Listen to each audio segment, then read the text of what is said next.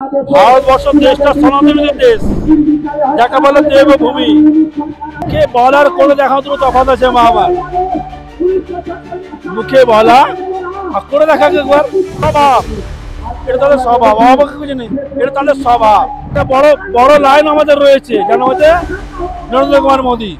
কেউ যদি মনে করে যে আমি এইটা করে দেবো, আমি ওইটা করে দেবো, মুখে বলতে পারে সে, কিন্তু করে দেখাক। যে বলছে যে মিনি পাকিস্তান করবো, করে দেখাক। অস্ত্র নেই, তারপরেও রাজ্য সরকার বারবার হিন্দু সনাতনীদের মিছিলে পারমিশন দেয় না, অনুমতি দিতে চায় না। কি বলবেন? মামনি, একটা কথা বলি তোমাকে, ভারতবর্ষ দেশটা সনাতনী দেশ, যাকে বলে দেবভূমি। এখানে সন্ত্রাস কখনো অস্ত্র নিয়ে বেরোয়নি, আর সন্ত্রাস যদি অস্ত্র নিয়ে বেরোয় তাহলে আশা করি কাউকে থাকার জায়গা দিতে পারবে না তারা। সন্ত্রাস নিয়ে এটা অস্ত্র, কিন্তু সন্তদের উপর অত্যাচার করা হচ্ছে, তো গেরুয়া পোশাকের উপরে টার্গেট করা হচ্ছে। স্বভাব, এটা তাদের স্বভাব। আমাকে কিছু নেই, এটা তাদের স্বভাব। নিজেদেরকে রক্ষার জন্য হাতে অস্ত্র নেবেন না। না, যদি সে মনে করে অস্ত্র উঠাতে পারে, সে উঠাতে, কেউ বারণ করেনি, কেউ কসম দেয়নি, কিন্তু অনেকে অস্ত্র উঠাতে চায় না। কিন্তু সনাতনীরা সবসময় অস্ত্রের উপরে তারা। যারা বলছে যে এই কলকাতাকে, বাংলাকে মিনি পাকিস্তান বানাবে, গোপাল পাঠার এতদিনের যে সংগ্রাম, হিন্দুদের রক্ষা করার যে সংগ্রাম, সেই সংগ্রামের দায়িত্ব কি তুলে নেবেন? মুখে বলার কোনো দেখাও দুটো তফাৎ আছে মা আমার। মুখে বলা আর করে দেখা একবার আছে। বাঘের একটা বড় বড় লাইন আমাদের রয়েছে, যেন হচ্ছে নরেন্দ্র কুমার মোদী। যে বলছে যে মিনি পাকিস্তান করবো, করে দেখা।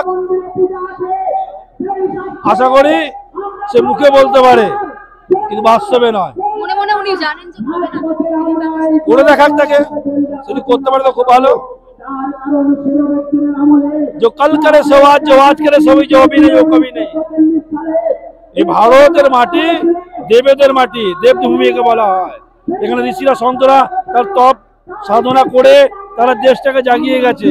কেউ যদি মনে করে যে আমি এইটা করে দেবো, আমি ওইটা করে দেবো, মুখে বলতে পারে সে, কিন্তু করে দেখাক। 550 বছর আমরা লাগিয়েছি রাম মন্দির হতে, কিন্তু হয়েছে তো?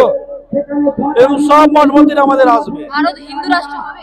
হ্যাঁ হবে, কেন হবে না? লক্ষ্য আমাদের ঠিক আছে, হিন্দু রাষ্ট্র হবে এটা। কিন্তু অনেকে চাইছে না হিন্দু রাষ্ট্র হোক, কারণ তারা মনে করছে মুসলিম, হিন্দু, খ্রিস্টান সকলের এই জন্মভূমি ভারত। এরা কোথা থেকে এসছে দেখতে হবে, এরা কোথা থেকে এসছে, এরা কারা,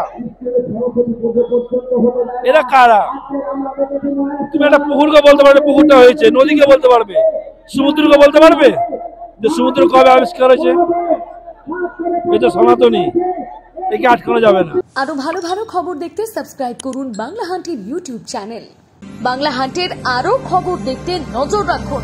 বাংলা খবর মানেই বাংলা হান্ট।